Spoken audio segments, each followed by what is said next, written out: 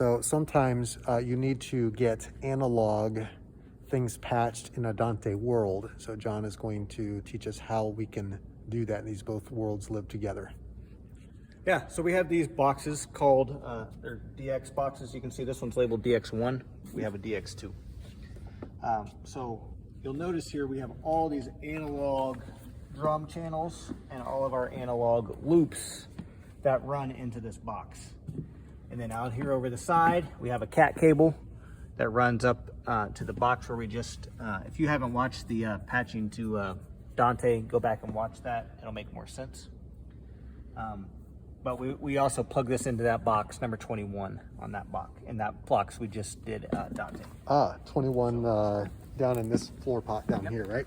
So 21 in this floor pot here. Okay.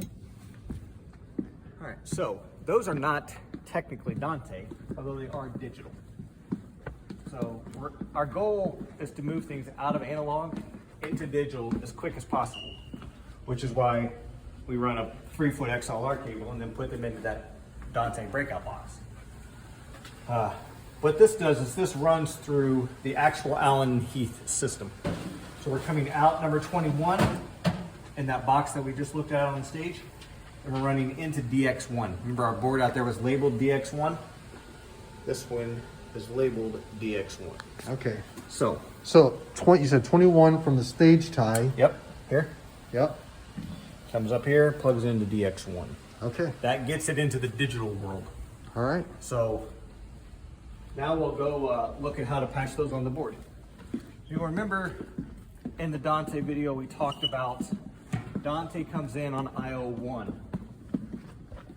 We have 3 IOs, and as I said earlier, we'll do videos on each of those. But Dante comes in on IO 1. The DX boxes, because they're coming in over the Allen and Heath protocol and not on Dante, they have their own input set. Gotcha. I/O is input output. Input output, yep. I'm here to translate. Ask good questions.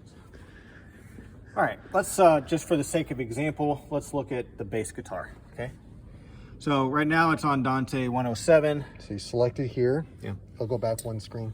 What did it look like? It looks like this. Okay. And we want to put it into that box we just set up on number 6. So DX1. So what we're going to do here is we're going to find DX1, 2. They label it 1, 2 because it's 1 is your primary, 2 is your backup, or a redundant. And then we want to patch it into number 6. That's it. Now that bass guitar player is running not analog, but it's running analog over to that box. Then that converts it to digital, and now we've patched it through DX1. Nice. And into the board.